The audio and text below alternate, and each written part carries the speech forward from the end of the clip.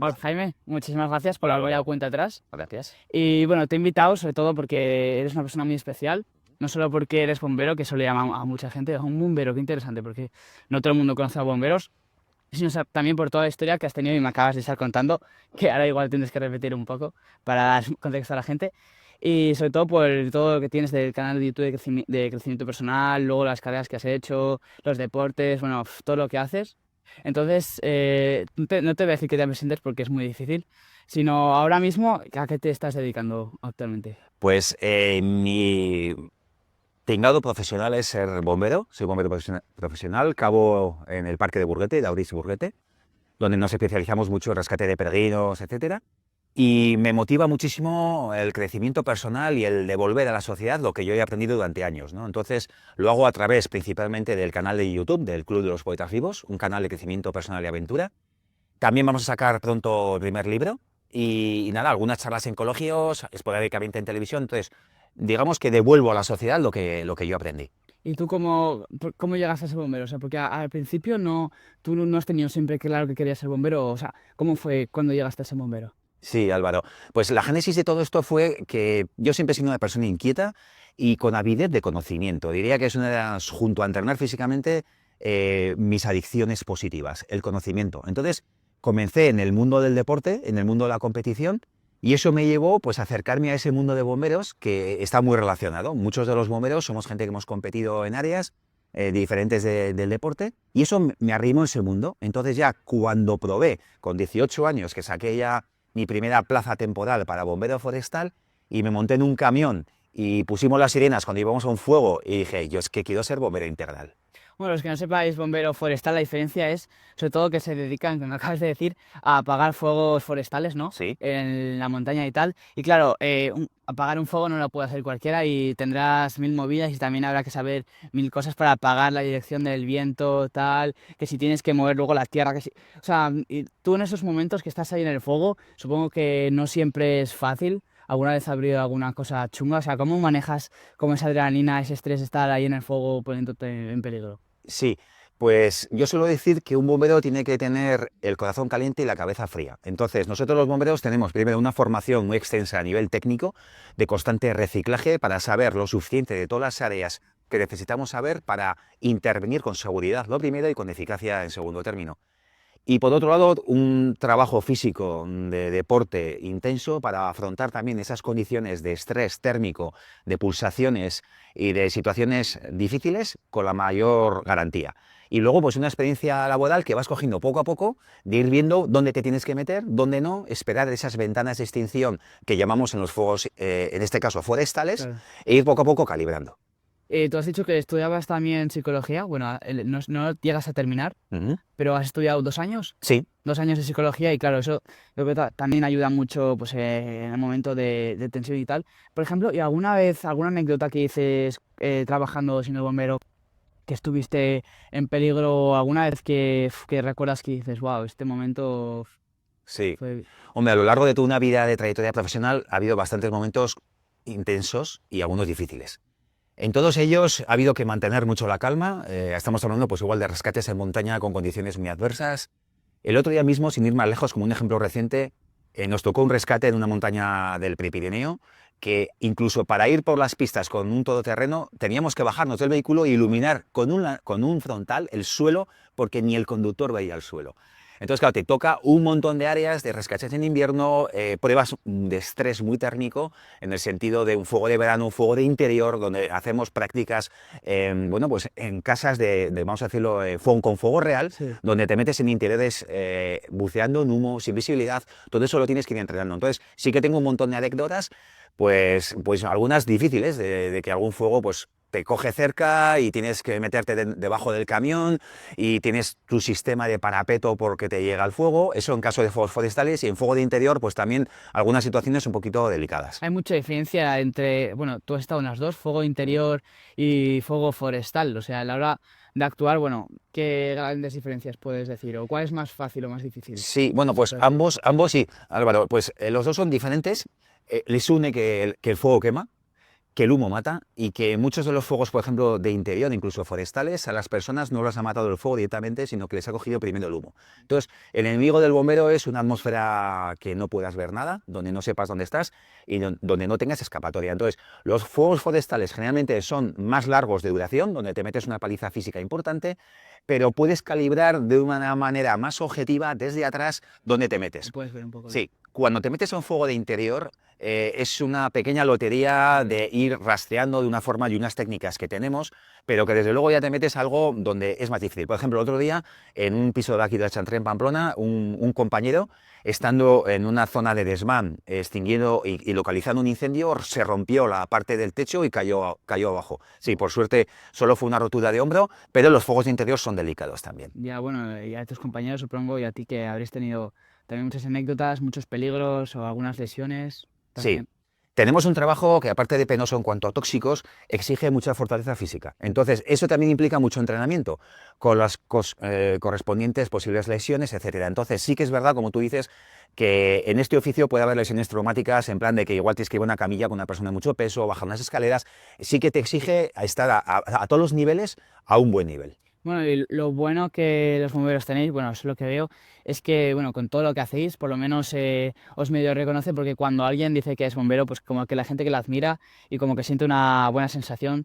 ¿Tú eso cómo lo percibes cuando dices soy bombero y que la gente te mira? Sí, pues he hablado, pues, por ejemplo, con orgullo, ¿no? Cuando llegaron los fuegos de 2022, estuvimos ahí dándolo todo aquí en Navarra. Ahora que ha ocurrido lo de Valencia, un montón de compañeros han estado allí durante 3 días prácticamente trabajando día y noche sin descanso, durmiendo luego unas pocas horas en un polideportivo. Pues cuando llegó el COVID, que íbamos a las residencias a hacer desinfección, etcétera, Ah, qué bueno. bueno, pues los bomberos al final dicen, quitándole un poco la metáfora, que es lo último que hay antes de Dios, ¿no? Es decir, cuando todo el mundo corre hacia afuera, el bombero va hacia adentro. Cuando hay un accidente de tráfico y hay un panorama difícil, somos nosotros los que vamos. Cuando hay un incendio, vamos. Cuando las Torres Gemelas en Nueva York fueron sometidas a aquel atentado, somos nosotros los que entramos y 360 compañeros murieron aquel día. Entonces, nosotros somos los que tenemos que dar la cara y lo hacemos con la mayor de las garantías que podemos, pero dentro de una cierta incertidumbre. Un trabajo oficina, lo bueno es que tiene que es 8 horas y luego ya te puedes ir a casa y estar ahí con tus hijos o con tu tía o hacer lo que sea y te descansas. Pero claro, si hay un fuego a las 3 de la mañana, tú no vas a decir que ya he terminado mi turno de 8 horas. Entonces, más o menos, ¿cómo repartís los turnos o cuántas horas trabajáis? Más o menos el tipo de horas y que dedicáis en este Sí, trabajo. pues casi todos los bomberos del mundo tenemos turnos de 24 horas que luego pues tenemos 2 o 3 días de recuperación.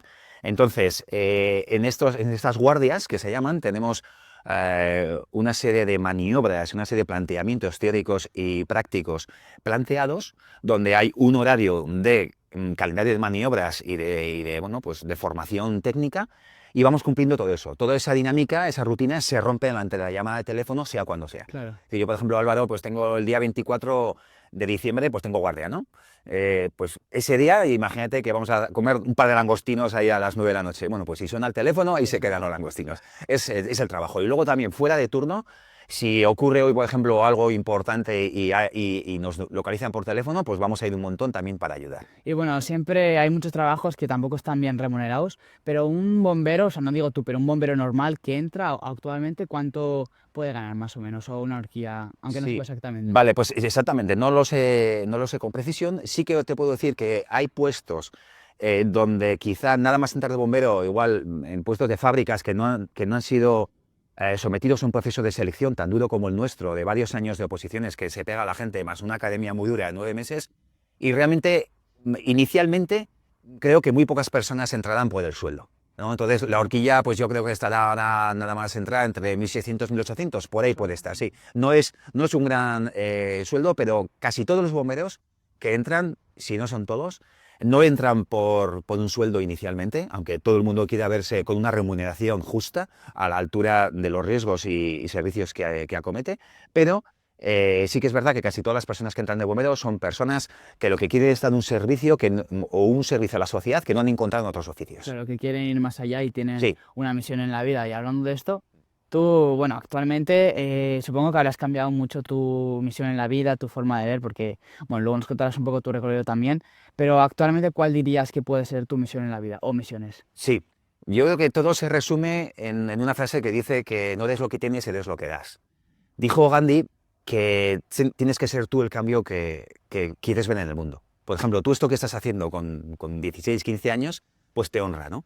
¿Por qué? Porque estás haciendo algo de servicio a los demás. A mí me ocurre lo mismo. Cuando entré de bombero ya con 18, 19, yo quería ayudar a los demás, quería salvar bosques, quería ayudar a las personas, quería rescatarlas.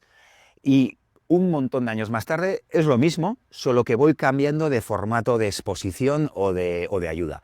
Pero uno se siente muy bien, y está demostrado además por estudios hasta 80 años como el de la Universidad de Harvard, que cuando te das a los demás, cuando dejas el mundo mejor de lo contrario, Exactamente. estás encontrando tu misión de vida. No vivir solo por el día a día, bueno, que también está bien, sino vivir por algo más allá. Sí, Y sobre todo si es ayudar a la sociedad y aportar, pues al final, claro. tío, vives mucho mejor y sobre todo con una conciencia mucho más tranquila. Sin duda, Álvaro. Nosotros venimos de aldeas de unos 150, en los tiempos prehistóricos, de unos 150 habitantes que sobrevivieron por la colaboración. El ser humano sobrevivió al tigre de diente sable, a las glaciaciones, a la escasez de alimentos, al ataque de otras tribus. Sobrevivió porque colaboraba. Entonces, nuestro gen es un gen de colaboración y de suma. Y en estos tiempos de hoy en día, que se habla mucho del porque yo lo valgo, tenemos que volver a entender que la supervivencia mental, física y como especie a medio y largo plazo, y a corto casi, pasa por la colaboración. Y a ver, es que esto es bastante... necesito que me expliques cómo pasas, o bueno, si no sé si pasas de ser bombero y dedicarte 100% el alma en esto, a también tener otro proyecto compaginándolo, que es tu proyecto de crecimiento personal, que haces muchísimas cosas. Sí. ¿En qué momento empiezas esto? Sí, pues como suele decir Sergio Fernández, a veces hay epifanías en la vida de una persona. ¿Qué es una epifanía? Es un momento revelador que no suele ser positivo muchas veces, que te hace redescubrirte. A mí en mi caso fue que nada más entrar de bombero y a los 22 años ya siendo bombero profesional y con una vida que pintaba muy favorable y con un buen trabajo, etcétera, enfermo. Empiezo a tener unos dolores en las rodillas que la medicina normal no acaba de entender por qué están ahí. Entonces comienza un trabajo de aprendizaje fuera del circuito, vamos a decirlo, oficialista, donde encuentro que la salud son múltiples áreas de pensamiento, de alimentación, de conductas, de deporte. Entonces ahí comienza mi avidez por el conocimiento que no ha cesado nunca y ahora lo que hago es devolverlo a los demás. Entonces ahí fue la transición, fue un momento muy duro. En ese de lesión y tal, ¿no? Sí, También a mí el tema de la salud me interesa mucho y a veces es como que no entiendo bien porque hay como, obviamente las drogas y tal están más que penalizadas y muy mal vistas, pero luego tú entras a un supermercado y tienes ultraprocesados a casco porro y hasta la gente, bueno, que intenta comer bien, pues también se mete a ultraprocesados porque tampoco son conscientes del daño que hace o muchísimas cosas. O sea, ¿por qué crees que hay cosas que nos hacen daño que no están permitidas y otras que nos hacen daño que también están permitidas y sobre todo que las normalizamos? Tú en tu día a día, ¿cómo intentas también cuidarte de la salud? claro, pues empiezo por la primera de las preguntas. Yo también, cuando llegué a la nutrición energética y entendí cómo funcionaba la salud, lo hice desde el desconocimiento. Es decir, yo no conocía que los azúcares nos hacían tanto daño. Sí, me alimentaba más o menos bien, pero abusaba de algunas cosas, de lácteos, etcétera, y eso me hacía daño. Y eso me produjo unas reacciones en mi cuerpo que llevaba al dolor y a la degeneración. Entonces, en primer lugar, claro, si no nos lo han explicado nunca a nadie, es lógico que no lo sepamos. Pero tenemos que saber que deberíamos sustituir bastante parte de alimentos que comemos a día de hoy por algo más saludable, porque nos vamos a encontrar energéticamente, físicamente y mentalmente mucho mejores. A mí me pasa, por ejemplo, si mítico que todo el mundo desayunemos un colacao con galletas o lo que sea, que es que está lo más normalizado que está, por lo menos en España. Pero claro, al final te pones a pensar, lo tienes normalizado y bueno, te sientes bien. O a veces vas al cole con menos energía, estás un poco que te duermes. Tío, si en vez de desayunar colacao con cereales, galletas, si igual desayunas unos huevos o desayunas fruta, lo que sea, que está un poco como más raro visto, Sí. pues te vas a sentir mucho mejor. Claro, y lo que yo sí invito en el tema de nutrición es un tema muy amplio que vamos a tratar en el canal, porque hay muchas vertientes de alimentación. Hoy en día están de moda pues, la dieta keto, la dieta basada pues, en bajos carbohidratos. Yo he estudiado mucho la macrobiótica oriental, donde hablamos de elementos sobre todo integrales y a poder ser ecológicos. Entonces, en el canal podéis ir viendo la nutrición. A día de hoy yo lo que sí que orientaría es que es un tema suficientemente importante en la vida de una persona que si no tiene claro qué nutrición le hace falta, vaya a un profesional de la salud, de la nutrición, una nutricionista, y se asesore, para que tenga por lo menos un abanico de conocimiento y tome sus propias elecciones. Es que a mí se me hace raro porque ya desde pequeños nos han enseñado la pirámide nutricional que la base es el agua, que eso lo veo muy bien, pero luego también la base son los cereales y carbohidratos, que al principio, bueno, puede estar bien decirlo, pero no sé, yo también creo que es muy importante como comer también mucha fruta, mucha verdura. Igual lo estamos viendo como un segundo plano de que es más importante los carbohidratos que fruta, verdura, vitaminas. Bueno, es que también es un tinglao y no siempre hay que tener siempre un punto crítico para lo que nos dicen y también investigar, ¿no? Como haces tú y aprender muchísimo para luego decir de tu criterio y decir, bueno, pues igual esto que me están diciendo no está tan bien o igual lo que me están diciendo no puede estar bien. Claro, Álvaro, en mi opinión hay 3 áreas en las cuales debes de tener un conocimiento por ti mismo. Una es la área emocional. Tú tienes que tener recursos emocionales, no puedes depender o sea, tienes que trabajártelo, aunque te haga falta un profesional en un momento dado, tienes que trabajar tu área emocional. Y luego el área de salud, que implica deporte, nutrición, tienes que conocer. Claro. Y también el área económica. También tienes que intentar solventar y conocer cómo funciona todo el tema económico para tener independencia en esas áreas. Entonces, en una sociedad donde tenemos abundante información, podemos acceder a muchísima información y a mentores de gran recorrido, gran bagaje, a través de las redes, etcétera, seleccionando bien y tener una gran información que nos dé una base sólida de comportamiento. Claro, es que esto está muy importante. Y, por ejemplo, tú no paras nunca de aprender, porque eso también lo hemos hablado en el primer episodio, que es muy importante el aprendizaje constantemente. Y actualmente, ¿a ti qué te gusta aprender o qué crees que es lo más importante? Si una persona no tiene conocimientos, ¿qué crees que es lo primero que debería aprender? De acuerdo. Pues si yo fuera el Jaime de 20 años, está claro que lo primero es nutrición, emociones, reconocer qué personas en tu vida deben estar y qué personas has de alejarte. No vamos a llamarlos de ninguna manera, sino hay vibraciones y personas que Sí, es vibran, verdad. eso es, y que encajas y otras que no. Aprender a estar contigo mismo es muy importante porque si no acabamos teniendo relaciones que no nos favorecen por el mero hecho de no saber estar solos. Entonces, aprender de autoestima, de nutrición, de deporte y luego saber en qué contexto nos desenvolvemos. Es decir, yo lo mismo estoy estudiando sobre cambio climático y la corriente del Golfo, como voy a estudiar las características del mejor aceite de oliva virgen del mundo, por ejemplo, o ahora mismo estoy estudiando las experiencias cercanas a la muerte, que es un tema que me interesa Ah, del muchísimo. doctor. Manuel Sansegarra, estuve viéndolo en Bilbao hace poco y espero poderlo traer un día al canal. Tengo un contacto que me puede llevar a él. Y entonces, me gusta aprender de todo porque eso te va a dar un bagaje de conocimiento y de desenvolverte bien en la vida. También te iba a decir si, bueno, has dicho lo de estar solo, que a mí me parece muy importante porque, sobre todo actualmente, bueno, yo a veces lo intento, pero también se hace difícil porque cuando estás solo, bueno, te puedes, coges el móvil y abres Insta o abres TikTok, y estás todo el rato, te puedes la tele, te pones cualquier cosa y o no podemos estar solos, tenemos como miedo a estar solos o tenemos que estar todo el rato con gente, nunca podemos ir y dar un paseo por la calle o ir a la montaña solos.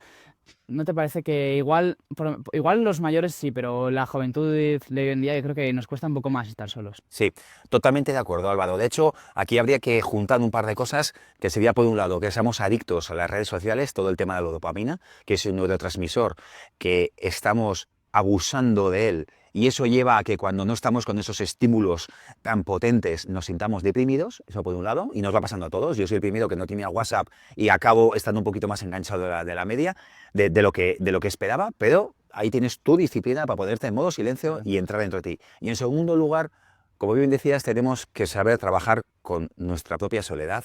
Hace poco Borja Vilaseca sacaba un libro que se llamaba Ama tu soledad. Yo quiero darle otro enfoque, ¿no? Más que amar tu soledad, ama el mundo, te vaya como te vaya, estés con personas maravillosas o a veces no estés. Pero tú tienes que amar el proceso de estar construyéndote como persona y eso cuando tú lo logras vas a saber estar bien en cualquier circunstancia. Es decir, nunca alguien está solo si su compañía es una buena compañía. Y eso es un trabajo Claro. que no se hace en un día, es un trabajo de autoestima, es un trabajo de entender la vida, es un trabajo de relativizar, de desdramatizar, pero está claro que si no haces ese trabajo es muy fácil, Álvaro, que acabes en relaciones destructivas que te pueden llevar luego a adicciones a drogas, etcétera. Entonces, es un proceso que yo creo que en las escuelas y en los institutos hoy en día se trabaja más que antes, pero que todavía se puede seguir ahondando para que la mejor versión de cualquier persona esté disponible con esa serie de recursos. Pues totalmente de acuerdo. Y lo que acabas de decir de la dopamina a mí también me interesa mucho, cómo actúa este neurotransmisor en nuestro cerebro y, bueno, y todavía aún más que las redes sociales que juegan con la dopamina porque, bueno, lo que quieren las redes sociales es que te quedes viendo para que así veas más anuncios y ellos ganen más dinero, que bueno, para ser un negocio lo entiendo, pero Claro, si a mí me pasa, por ejemplo, hace años tenía TikTok y estaba muy enganchado, bueno, ya me lo quité de encima, ya no tenía y por ejemplo me he vuelto a instalar Instagram para el podcast y a veces entro, subo un vídeo y luego empiezo a ver algún vídeo, buah, y sin darme cuenta ya me ha pasado 15, media hora, una hora, o sea, sin darme cuenta. Pero claro, también yo pienso que si hay gente que no quiere estar solo, o por ejemplo le pasa que está viendo TikTok y dice, igual se da cuenta y dices, buah, estoy aquí sin hacer nada, que dime los tres últimos vídeos que has visto de 30 segundos, yo ni me acuerdo.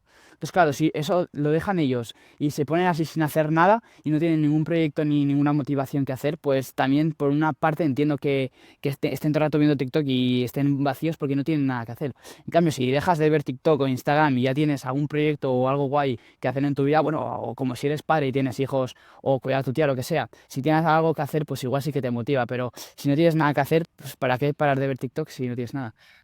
Sí, claro. Álvaro, yo creo que has dado una de las cuestiones claves junto con la autoestima de la realización de una persona.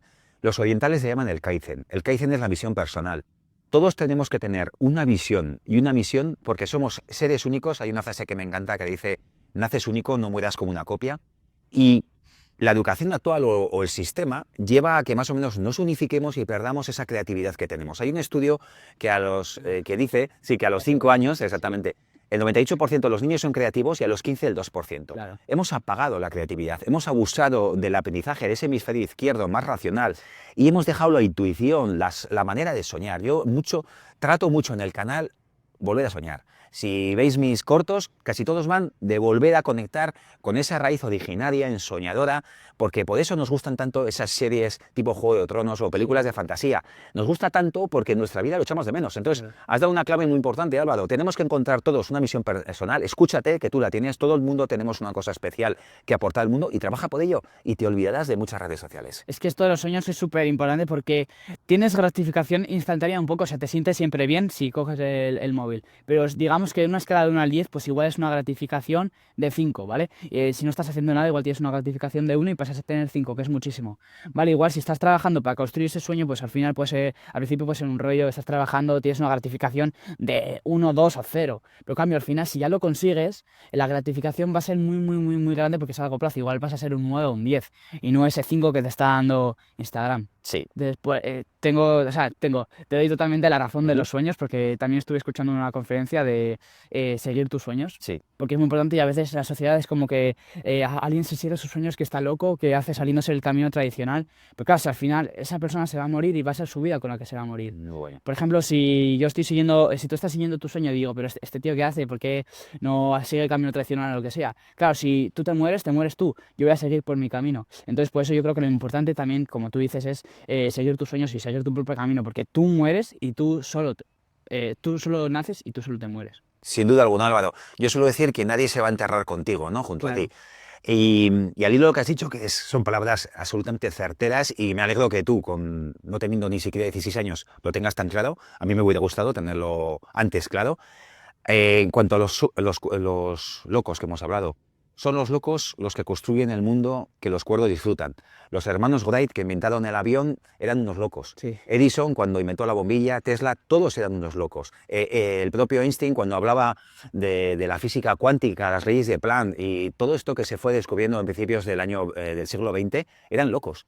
Gracias a esos locos, hoy tenemos un conocimiento increíble. Gandhi era un loco, Jesucristo era un loco, Lao Tse era un loco. Eran personas que salieron de lo convencional, que se atrevieron a dejar impronta y a luchar con los propios demonios interiores y con los exteriores. Solamente los locos son los que construyen un gran mundo, pero no una locura destructora, una locura creativa. Claro, y haga cuánta gente tendrá en cuenta todas estas personas que has dicho, pero no las que han seguido el propio camino por tener miedo a perseguir sus sueños, porque eso nadie se va a acordar. La gente que realmente se acuerda es esa gente que están locas y que siguen su propósito. Sin duda alguna. Y de hecho, hoy en día tenemos una gran suerte, Álvaro, y es que aquí en el primer mundo, o sea, si por ejemplo estás viendo este podcast, probablemente estés aquí en este primer mundo, podemos tener la oportunidad de desarrollar nuestros sueños porque vivimos en el mejor de los momentos posibles. Tenemos información, tenemos tiempo y un mínimo de recursos, donde aquí, en esta sociedad, pocas personas se puede pasar penuria, pero nadie muere de hambre, es decir, un mínimo de posibilidades tenemos. Y si te lo trabajas, esa meritocracia acaba teniendo resultados. Por lo tanto, a por los sueños. sé un loco. De hecho, hay que potenciar. Hace poco he hecho una serie de 5 vídeos que podéis ver en el canal que se llama Las leyes del éxito, y uno de ellos, creo el segundo o el tercero, se llama La locura creativa. Y habla de eso, de que incidas precisamente en aquello que te hace diferente para que la mejor esencia de ti se refleje en los demás. Joder, y ahora al saber todo esto, si tuvieses otra vez 18 años y tuvieses que elegir por dónde encaminar tu vida, no sé si alguna vez te lo has preguntado, supongo que sí, pues ¿qué pasos volverías a tomar o qué pasos cambiarías si volvieses a tener 18 años? Vale, soy de los que piensan que la mirada hacia atrás no tiene que ser una mirada de arrepentimiento, sino una mirada de aprendizaje. Entonces, al hilo de lo que dices, desde luego que si a día de hoy volviera a tener 18 años, elegiría mucho mejor con qué tipo de personas me junto. Trabajaría muchísimo más en mi nutrición, en mi salud integral y en mis emociones. Trabajaría por ahí. Y a partir de ahí, creería absolutamente en mi diferenciación personal respecto al resto de gente, y trabajaría en ella para sacar mi mejor versión, mi Kaizen y mi misión personal. Tú has dicho que tuviste un momento duro, que también estuviste con problemas de salud. ¿Cómo conseguiste resolver este problema? Pues tengo que ser justo y decirte que no fue con la ayuda de los demás. No encontré cobijo prácticamente en ningún lugar. Tuve que coger la baja laboral, tampoco se me entendió bien en los ámbitos más cercanos de mi vida, pero sí que tengo que reconocer que había una chica, una amiga que tenía, se llamaba Rosa, que un día me habló sobre eso que te duele ahí no tendrá algo que ver con la Sí, comida. Y al principio dije, ¿qué tiene que ver mi rodilla con la ya. comida? Bueno, pues aquella frase abrió el paso para ir a aquella nutricionista, se llama Elena Corrales, y a partir de ahí he encontrado un mundo de conocimiento que continúa hoy en día. Entonces, fue años de mucho trabajo y de dolores, de lesiones, pero fui recuperando la salud y a día de hoy estoy en plenitud de salud. Joder. Y esto es parecido, pero un poco más cambiada la pregunta. Si ahora te acaban de coger otra vez de bombero, ya tienes la plaza asegurada, ¿qué cosas te gustarían saber siendo bombero para toda tu trayectoria profesional, pues poderla tener mejor y, o sea, poderla vivir mejor sabiendo estos conceptos? ¿Qué vas a decir ahora? Bueno, pues está claro que hoy en día también la profesión ha mejorado muchísimo, tenemos mucha más formación, entonces mucha de la formación que recibimos hoy en día, que es todos los años muchas horas, muchos vídeos, pues desde luego que eso me hubiera formado y forjado mucho antes como un profesional más seguro y más capaz. Eso por un lado como bombero. Y como persona, pues también el crecimiento, o sea, seguir formándome, estudiando, o sea, no habría grandes cambios. Quizá hoy, con la tecnología que tenemos ahora, el internet y tal, hubiera llegado antes a muchas cosas que me costó más tiempo. De tu canal de YouTube, que has hecho muchísimos vídeos y también entrevistado a mucha gente. Si te tuvieses que quedar con la gente, con 3 personas y 3 conceptos que te han dado, o bueno, 3 o más o menos, ¿con quiénes te quedarías y qué idea Vale. podrías?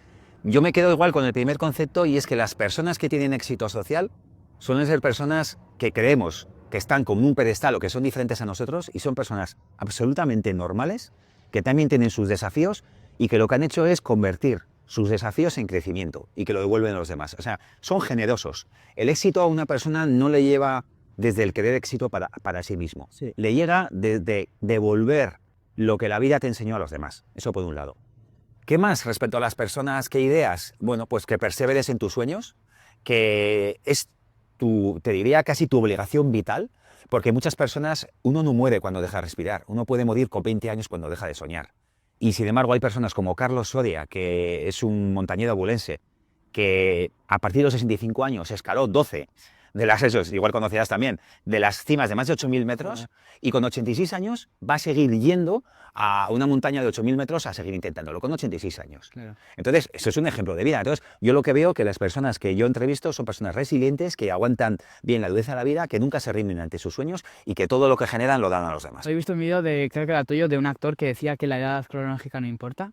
Porque al final nos limitamos, por ejemplo, bueno, yo que tengo 15 años me da igual, pero ¿tú cuántos años tienes Yo ahora? tengo 53 cumplidos este mes Ah, pasado. joder. Bueno, Sí. 53 más o menos se te puede considerar joven. O igual una persona de 60, 70 años dice, buah, es que ya soy muy mayor, ya no puedo ni aprender inglés, ya no voy a viajar porque ya no puedo aprender inglés o ya no puedo hacer este nuevo deporte. Claro, lo importante que es no hacerle caso a tu edad biológica, sino a tu edad lo que tú crees que eres, ¿no? Claro, en ese vídeo, que es el especial de Richard Gere, hablo de que hay 3 edades en una persona, ¿no?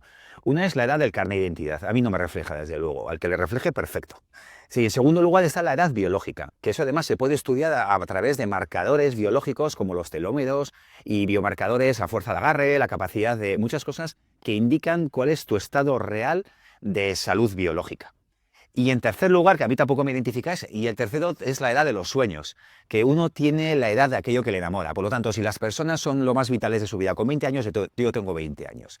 Y como decía Fernando Cobo, la persona que me rescató en un problema que tuvimos en los Mayos de Riglos escalando, me dijo un día que el secreto de la vida consiste en morir joven lo más tarde posible.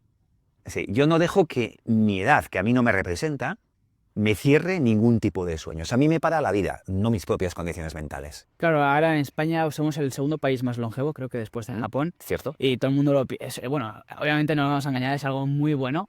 Pero claro, ¿cuánta gente está llegando a vivir 80 y pico, no sé cuánto es, 80 y picos años?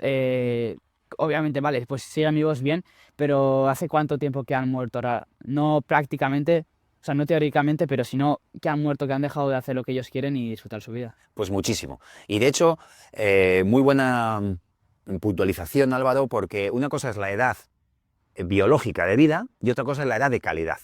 Entonces, una persona cuando deja de soñar, cuando deja de aprender, cuando deja de intentar, cuando deja de entrenar, cuando deja de nutrirse bien, está muriendo. Y además es que la epigenética, todos los estudios del doctor en biología Bruce H. Lipton, ya hace 30 y pico años que nos decía que los genes no deciden tanto, que la expresión de los genes viene por esa epigenética, lo que está por encima de la genética. Y esa genética, esa epigenética, está relacionada con las personas con las que te juntas, con lo que aprendes, con tu proyecto de vida. Está absolutamente demostrado que si tú exprimes a la vida tu misión personal, vas a tener una longevidad y una salud mayores. ¿Y nos puedes contar un poco esto que acabas de nombrar también de este accidente que tuvieron que rescatar, que no era trabajando, ¿no?, sino que era de ocio? ¿Qué pasó exactamente y cómo recuerdas este día? Sí, Álvaro, pues yo tengo muchas anécdotas de montaña, ¿no? Sí. Y porque me he expuesto mucho, yo he sufrido congelaciones en los Alpes, me he metido en marrones, he salido vivo a veces cuando lo miro ahora como rescatador, digo, uff, no me metía, ¿no? Pero bueno, era un aprendizaje vital que tenía que hacer. Uno de los rescates, quizá te refieres al de los Mayos de Riglos, pues fue que un día de invierno, fíjate que ya el día es muy corto y que hace frío, pues estábamos escalando una de las vías, la Murciana, un compañero y yo, que tiene un grado alto, medio alto, bueno, un sistema 7A, y sí, y cuando estábamos ahí a 200 metros del suelo, ya vimos que se nos hacía de noche. Así que decidimos montar una línea de rápeles. Vale. ¿Y qué ocurre? Que como la pared desploma mucho, cuando tú rapelas una pared que desploma tanto, hay que ir metiendo expreses que te unan a la pared para llegar a la reunión. Claro. Eso es. ¿Qué pasó? Con las prisas, la tensión, los nervios, el compañero no lo hizo y nos quedamos colgando. Y yo me acuerdo que estaba allí colgando como un churro helado de frío, haciéndose de noche con 1 hora y media de luz. Y yo decía, ¿y ahora aquí? ¿Y ahora qué vas aquí? Porque aquí la Guardia Civil no va a subir. Claro. Se me presentaba una noche interesante. Y a mi compañero también, que estaba colgado. Y nada, gritamos socorro, socorro, y tengo que reconocer que personas, ahí estamos viendo lo que es el ayudar a los demás. Personas que podían haber dicho, oye, yo llamo al Grain, llamo al 112 y ahí se quedan. Fernando Cobo y un compañero suyo, que nunca supe cómo se llamaba, subieron muy rápidos porque esas vías las abrían ellos, eran gente muy ducha en ese tipo de escalada tan desplomada, de bolos. Llegaron a donde nosotros, nos echaron una cuerda y ya nos unieron a la pared y pudimos llegar, aunque fuera de noche, llegamos a la luz de los frontales y fue una experiencia increíble. Por eso me hizo ver también, Álvaro, que el tiempo es relativo, porque esas 2 horas me parecieron años de mi vida. Claro, a mí lo del tiempo también me parece súper interesante porque hay como el tiempo del reloj, pero para mí que ese tiempo es falso. Porque igual ahora puede ser, yo qué sé, como si son las 5 y 2 con 34 segundos y un segundo. Y en el reloj siempre el segundo pasa al mismo rato. Pero igual en nuestra mente estamos viendo ese mismo reloj, aunque el reloj todo el rato va igual, hay momentos que nos puede ir más rápido o nos puede ir más despacio. Entonces también me parece muy interesante porque ¿cuánto tiempo estuviste colgado en o sea, de tiempo de reloj, cuánto estuviste colgado ahí? No habría pasado más de 1 hora y media. Bueno, ya es. Ya es, pero me parecieron años. Ahora has dicho una puntualización muy buena sobre el tiempo. Cuando tú, por ejemplo, tienes 15 años para 16, cuando eres muy joven, el tiempo parece que pasa bastante despacio. ¿Por qué? Porque los inputs de información nuevas que vas recibiendo son extraordinarios. Por lo tanto, te lleva a descubrir en cada momento en la vida. Con los años nos volvemos rutinarios y entonces la gente dice qué rápido pasa el tiempo. Yo, por ejemplo, en febrero, si Dios quiere, haré 3 años de que abrí el canal. las experiencias que he vivido en estos 3 años me parece que han sido 30. ¿Por qué? Porque estoy sumergido en la vivencia de presente, en la creación de contenido. Ahora, por ejemplo, cuando venías para la entrevista, yo ya estaba grabando para mis shorts, para mis cortos, ya estaba pensando en no sé qué movida. Entonces, ¿qué quiere decir? Que realmente tú puedes elongar el espacio-tiempo, porque dicen además que el espacio-tiempo se genera a través del Big Bang hace 13.700 y pico millones de años, cuando a partir de algo que se expande genera el tiempo y el espacio, y nosotros también, como parte de esa mecánica cuántica del universo, el tiempo se elonga según tu capacidad de aprendizaje y de vivencias. Y si tú redescubres todos los días el mundo como algo nuevo, eres eternamente joven y tu presente se elonga en el tiempo. Tú también me has dicho que has estudiado la ciencia ¿Física cuántica? física cuántica también. Sí. Y me parece muy interesante. Tú no eres creyente, ¿no? ¿O sí? Ahora te cuento. Vale, ahora me cuentas. Sí, Álvaro, es una pregunta muy interesante que cada vez tiene más sentido en mi vida. Yo vengo de una educación cristiana. Sí que me pasaron varias cosas en montaña que otra vez se pueden contar porque sería largo y tendido, que no me parecieron cosas que fueran sometidas a la casualidad. Yo entendí como que había una fuerza superior que guió aquellas situaciones. Bien. Pero luego, a lo largo del tiempo, ya pues me hice, vamos a decirlo, no practicante y como no creyente, ¿de acuerdo? Pero fue a raíz de empezar a estudiar en la carrera de psicología los fundamentos biológicos de la conducta y más tarde cuando me hice terapeuta, especialista en salud bioelectromagnética. O sea, yo acometí las dos, un estudio convencional oficialista con estudios complementarios que me dieran un bagaje de unión y sinergia entre conocimientos amplios. Entonces, cuando empecé a estudiar la física cuántica, cuando empecé a ver el efecto túnel y el entrelazamiento cuántico, cuando empecé a estudiar todo eso, es cuando me di cuenta que el milagro de la vida, el milagro de la existencia, no, en mi opinión, no obedece a una causalidad. O, en mi opinión, hay un creador inteligente, que cada uno lo llama de alguna manera. ¿Quién lo ha creado? Eso es, una creación inteligente, porque de hecho, el mero hecho, en tu organismo ahora mismo hay 225 millones de reacciones por segundo, de materia que, si la vamos desglosando, son átomos que vibran. Sí. La vida es vibración. Según cómo tú vibres, conectas a diferentes tipos de personas, situaciones y eventos, y tu aprendizaje se va a ver incrementado y tu apertura de mente conforme más vibres. Y cuanto más vibras, más te acercas a esa fuente originaria que hoy en día le llaman la supraconsciencia o consciencia original, que permanece a lo largo del tiempo y del espacio. También esto de las vibraciones es verdad, porque hay una neurocientífica muy famosa, bueno, que tú fuiste a la Ana Ibáñez. presentación de su libro, Ana Ibáñez, que también lo cuenta porque, digamos, esto también puede sonar un poco romántico, pero en el término científico es verdad y también está demostrado científicamente que tú cuando estás frente a una persona hay vibraciones electromagnéticas que vibran y, por ejemplo, si hubiese unas malas vibraciones, pues no podríamos tener esta conversación tan a gusto. Pero en cambio, en este caso hay unas buenas vibraciones electromagnéticas, entonces sí que compaginamos. Pero imagínate que seguro que hay muchísimas personas con las que te relacionas todos los días que, como tú dices, vibran mal, digamos así, con unas ondas diferentes a las tuyas. Pues esto lo que hace es como que no podamos conectar bien y por eso no te sientes bien del todo. Y lo que yo siempre le pregunté era cómo podemos hacer para vibrar mejor, ¿no? Entonces lo que dijo era ayudar a los demás, que eso también pues lo que haces tú y los bomberos, y eso me parece genial. Qué interesante, Álvaro. Efectivamente, Ana Ibáñez, desde esa parte de neurociencia científica, al final estamos retomando los orígenes de las filosofías ancestrales, de las cosmovisiones milenarias, sobre todo las orientales, que nos hablaban de la unión con los demás y de que todos éramos un ser único. Por lo tanto, volvemos a la raíz del inicio, un poco de la entrevista, donde veíamos que el hecho de colaborar entre nosotros genera, entre otros, un componente hormonal, una de las hormonas de la felicidad que se llama oxitocina, que nos vincula. Por lo tanto, el organismo, la vida, la esencia, el propio cosmos invita a la unión, invita a vibrar en alto. Hay un libro de un psicólogo, no recuerdo bien, se llama El poder contra la fuerza, no recuerdo su nombre ahora, es de 2003 el libro, pronto le dedicaré un vídeo, pero en este libro él habla de los niveles de vibración y que a partir de cierto nivel de vibración mesurable electromagnéticamente, yo soy especialista de ello y se puede mesurar con tecnología científica, tu nivel de vida se eleva, tu nivel de salud se eleva y tu nivel de comprensión, de aprendizaje, todo se eleva. Joder, qué guay. Sí. Y tú has dicho que estás aprendiendo, bueno, o aprendiste física cuántica, ¿y esto cuándo empezaste a hacer? Que me parece muy interesante. Sí, Álvaro, yo sobre todo llegué a la física cuántica a través de los estudios como especialista en salud bioelectromagnética. ¿Eso qué es, la salud? Sí, pues nosotros podemos ver las cosas siempre desde dos puntos de vista. Sí. Tú puedes ver el organismo como bioquímica, pero también como un componente eléctrico. Por ejemplo, hace más de 100 años que en nuestro corazón podemos hacer electrocardiogramas, Sí. electroencefalogramas, electrooculogramas, hepatogramas. Es decir, el campo electromagnético de tu corazón, como tú bien decías y explicaba Ana Ibáñez, la neurocientífica, llega a unos 3 metros y resuena conmigo. Entonces, estamos basando de que la vida es un campo de vibración. Los átomos, en la última instancia, cuando reduces la biología, lo que encontramos son quarks, partículas que están en eterno movimiento. Por lo tanto, podemos mesurar la vida o podemos entender la vida desde esa parte eléctrica que podemos medir. Yo estudié eso y allí incluíamos mucho del estudio de la cuántica. Y ahí es donde empecé a comprender de una forma fascinante cómo el cosmos normal trabaja de una manera, pero el macrocosmos y el microcosmos tiene leyes que no son las newtonianas, las cartesianas, que nos han regido con una ciencia muy racionalista durante todos esos años.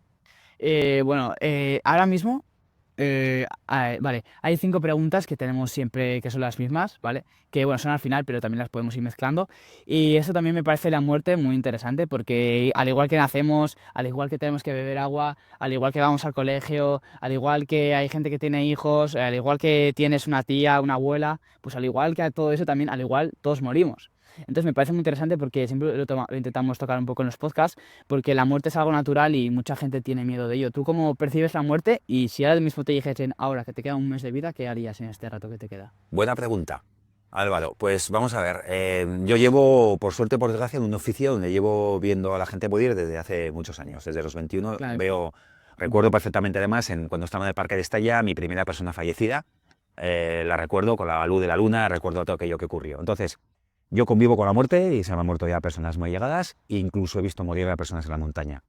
Por un lado, la muerte ya no la entiendo como antes, como el fin de algo, sino como un tránsito, lo cual no quiere decir que obviamente yo, por ejemplo, que me encuentro ahora lleno de vida, desde luego quiero seguir viviendo. Claro. Pero yo también he tenido circunstancias donde he estado a punto de morir, tema de tráfico, atragantándome, muerte por rayo en la montaña, que me han caído 3 ¿Sí? a unos pocos metros, y es que me he dado mucha caña en la vida y tengo muchísimas anécdotas y experiencias de referencia que puedo transmitiros. Entonces, sí que es cierto que la muerte, cuando he estado muy, muy cerca, no me ha dado miedo.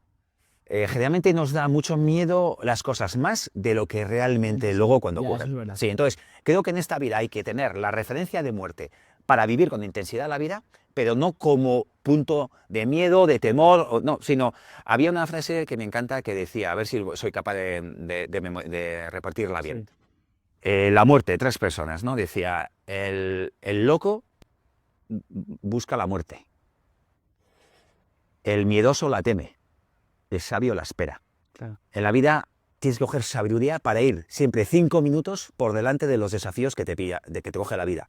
Lo cual no quiere decir que haya momentos difíciles en la vida de cualquier persona donde no se encuentre en un estado emocional como para recoger bien todas estas cosas y recursos que tenemos. Y para eso están los terapeutas, psicólogos, psiquiatras, ahí están todo el elenco de servicios que tenemos hoy en día para reajustar esos momentos. Pero la muerte no hay que temerla, lo que hay que temer es una vida no vivida.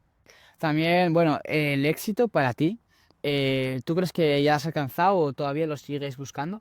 ¿Y qué es también? Vale. El éxito, Álvaro, es un concepto relativo. Por un lado teníamos el éxito laboral, el éxito social. Tenemos muchos tipos de éxito que te pueden poner el apellido desde afuera. Claro. Pero tú tienes que saber en tu corazón qué es éxito. Por ejemplo, para una persona puede ser éxito estar pescando en un lago con una caña y estar tranquilo alejado del mundo. Hoy veía un documental de Marc-André Leclerc, era un montañero canadiense que falleció con 25 años en 2018, si mal no recuerdo. 5 años. Sí, que está considerado el alpinista más potente del mundo. Ya. Hacía unas cosas sin cuerda. Hay un documental, se llama The Alpinist, donde cuando lo ves te pones nervioso de ver aquello. Y era una persona que huía de la fama, que muchas de sus ascensiones fueron anónimas, que no buscó patrocinios y que fue gente de la televisión y del cine que fueron a buscarlo y le regalaron un móvil que no tenía y que él perdió. Y se dice que un zorro le midió en la mochila algo y se lo quitó o algo así. Entonces, ese era su éxito, escalar montañas, estar con su novia Brett Harrington y vivir una vida tranquila. Para otro, será acumular riqueza o poder como un político o lo que fuera. Primero, el éxito tienes que calibrar tú lo que es. Segundo, el éxito no es éxito si te quita la salud y la vida.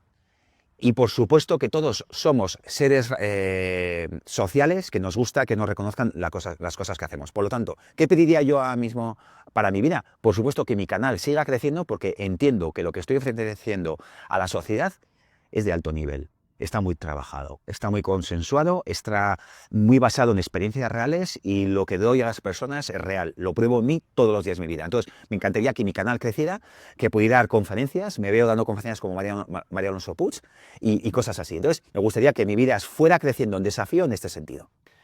Bueno, toda la vida siempre eso, intentamos buscar el éxito y trabajamos muchísimo y muy duro, pero claro, realmente cuántas veces nos hemos parado a pensar que realmente tú qué quieres hacer en la vida, porque ya está como puesto en la sociedad que tienes que tener pasta, tienes que tener una familia con 2, 3 Sí. hijos, tener un buen coche, llevarlos a la mañana con el coche a un cole caro, luego ir a trabajar y luego estar con tu esposa ahí tranquilamente en tu chalet enorme. Pero claro, si te paras a pensar, yo por ejemplo, yo eso no quiero en mi vida. Yo, por ejemplo, en mi vida quiero conseguir algo más grande y no solo ese tipo de éxito. O sea, yo creo que también es eso, muy importante pararse a pensar y dices, wow, ¿realmente qué quiero? Igual lo que me gusta es estar solo o estar con un amigo o con un familiar apartado de la sociedad pescando truchas y viviendo en una tienda de campaña comiendo truchas. Totalmente, Álvaro. Cada uno tiene que elegir su misión personal, como decíamos. Cada uno somos buenos en un campo de la vida y tenemos que ser valientes para salirnos del circuito. Por supuesto, no nos vamos a engañar. Hay personas que hablan siempre de no lo tires todo por la borda. Claro. En esta vida hay que formarse, hay que tener un trabajo. Pero obviamente igual puedes tener un trabajo que temporalmente no es lo que sueñas a tope, pero convertir ese sueldo y ese tiempo en algo que realmente te siga llevando hacia tus sueños. Yo lo que invito es a no rendirse a nadie. Está claro que la vida no es sencilla, quien te diga lo contrario miente, y también te diré otra cosa, Álvaro. Yo también creía que cuando entrara de bombero ya estaría todo hecho. Creía que cuando tendría un sueldo fijo estaría todo hecho. Creía que cuando tuviera una pareja estaría todo hecho. No, no es cierto. La vida es dinámica, la vida es aprendizaje, y en la vida se te van a presentar desafíos hasta el día de tu muerte. Y de hecho, el último aprendizaje que tienes es aprender a morir, y ese te sirve para el momento, para esa vez, ¿no? Entonces, la vida es continuo aprendizaje, y que nadie crea que cuando llegue a una meta todo se parará y que serás feliz por siempre, porque eso no funciona así. De hecho, los hermanos Iñurrategui, que eran 2 hermanos guipuzcoanos, uno de ellos, Félix, ya falleció, bueno, han hecho una montaña de alto nivel en los 8000 sin oxígeno. Alberto fue la primera persona más joven, fue el más joven que subió el Everest sin oxígeno, la montaña más alta de la Tierra. Entonces, me acuerdo que me decía que desde la cima de una montaña, de alguna manera, ya estabas empezando a contemplar la siguiente que querías escalar. Claro. Por lo tanto, la vida no es tanto los objetivos que consigues, sino la persona que te transformas mientras vas a por esos objetivos. Es que tienes toda la razón porque, por ejemplo, yo en clase lo veo porque mucha gente, bueno, tenemos exámenes y a nadie le gusta y es bueno, pues me esfuerzo muchísimo para luego ya poder tener una buena nota en la EBAU, en 2 años en bachiller, tener buenas notas y que me cojan en la buena carrera. Luego en esa carrera, que si te ha ido bien y te has trabajado, pues guau, pues ahora voy a darlo todo para que me vaya bien, voy a esforzarme, o sea, esto no me gusta mucho estar aquí estudiando todo el día, pero bueno, voy a hacerlo para luego ya seré feliz cuando me cojan en el trabajo. Luego tener cogen en el trabajo, es que al final es todo el rato como que intentamos buscar la felicidad y como que nunca estamos presentes. Entonces yo creo que ahora es importante, yo que estoy aquí grabando, pues en vez de decir, wow, luego tengo que ir a casa, luego voy a ir con los amigos, luego voy a editarlo, pues por favor, para, estate quieto y disfruta lo que estás haciendo, ¿no te parece? Sí, vivir, muy bueno, Álvaro. Vivir el presente es una de las cosas que se nos ha olvidado completamente. Entonces, miramos muchas veces hacia atrás y nos deprimimos, y a veces miramos muy adelante y nos angustiamos. Claro. Entonces, la vivencia del presente tiene que venir desde la tranquilidad. Desde los niveles de estrés que tenemos como sociedad actualmente, difícilmente puedes vivir el presente. ¿Por qué? Porque vas sometido a la tiranía de un reloj. Entonces, tengo un examen todos los días, ya no estás viendo ese cedro del Líbano, no estás viendo las hayas que había aquí atrás todavía otoñales y que podemos hacerle unas fotos preciosas. Dejas de vivir el momento presente. Por lo tanto, hay que volver a recuperarse. ¿Cómo? A través de muchísimas áreas de tranquilidad, vamos a decirlo, o de conexión con uno mismo. Cada uno tiene desde la meditación, hacer un deporte que le guste. Yo, por ejemplo, cuando escalo y elevo un pie del suelo, en ese momento dado me convierto en presente. Claro. Me pongo en modo supervivencia y no existe ni el ayer ni el mañana. Entonces cada uno puede encontrar, otro se da leyendo un libro, o escuchando Pink Floyd, o escuchando lo que quiera. Entonces cada uno tiene su forma de conectar con un poquito de tranquilidad, de bajar las pulsaciones emocionales y las pulsaciones de esta vida loca y apresurada, y encontrarse a sí mismo. Y ahí empezarás a ver matices de la vida y momentos y vivirás mejor el presente. Esta pregunta para ti va a ser a la... Bueno, me ha encantado desde que has dicho, Gracias. ¿vale? Esta pregunta va a ser un poco difícil porque tú admiras a muchísima gente. Entonces, si ahora mismo, también es pregunta común, ¿vale? Si ahora mismo imagínate que vas a cenar, te invito a cenar a un restaurante 5 estrellas, pero yo no voy. Te dejo que imites a la persona que quieras, que esté viva o muerta, obviamente que sea real, y hable el idioma que habla, da igual, todos vais a entender. Durante 2 horas y tener una conversación como si fueseis íntimos amigos. ¿Qué persona? Bueno, si no te con una, pues varias, pero ¿qué persona elegirías para estar en un restaurante y tener una conversación íntima? Qué bueno. Álvaro, pues yo creo que quizá la persona que más ha influido en mi trayectoria vital y que estuvo cuando nunca nadie estuvo fue un cantante norteamericano, Joder. sí, que se llama Bruce Springsteen, Ah, Bruce. que le llaman el Sí. Boss, que ahora tiene 75 años, y las letras de Bruce Springsteen hablan de la realidad de la vida. Si hay algo que me gusta en él, es que él siempre le llamó la vida por su nombre. Él tiene un desorden mental, tuvo una infancia muy difícil con su padre y nunca ha tenido una vida fácil, pero creyó en sus sueños. Y Bruce Springsteen a día de hoy es una persona que viene el año que viene de nuevo aquí a Donostia, San Sebastián, y te cierra el estadio, y yo lo he visto 12 veces en directo. Entonces, yo siempre he pensado que me encantaría tener 2 o 3 horas con Bruce, con una guitarra acústica, yo la acompañaría con la armónica que un poquito sé tocar, y una persona que me traduzca del inglés, que yo sé muy poquito inglés, y tener una conversación con él porque creo que es una persona que enciende una sabiduría sin haber estudiado psicología, ni psiquiatría, ni medicina, tiene una sabiduría de la vida especial. Y es una persona que te acaricia el alma. Y de hecho el gran éxito de Bruce Springsteen precisamente porque sus letras acarician el alma. Y en este mundo hace falta más personas con alma. Joder, pues me encanta. Y ya, para ti, ya que estamos terminando, aunque queda un poquito, pero Sí. esta también es una pregunta igual un poco más difícil todavía, si te dejo tiempo para pensar. Si tuvieses que decir qué es la felicidad, o ahora mismo para ti qué es la felicidad, ¿qué responderías? Pues Álvaro, la felicidad es encontrarte en coherencia con lo que piensas, lo que sientes y cómo actúas. Cuando tú eres coherente con esas 3 variables, lo que hay dentro de ti hay una inner smile, una sonrisa interior que te hace levantarte con pasión, incluso a veces quitarte el sueño. Yo suelo decir que si no tienes una pasión, que de vez en cuando, si no tienes un sueño, que de vez en cuando te quita el sueño, ¿qué es lo que tienes? Claro. Porque la vida no se trata de respirar, se trata de perder la respiración a veces.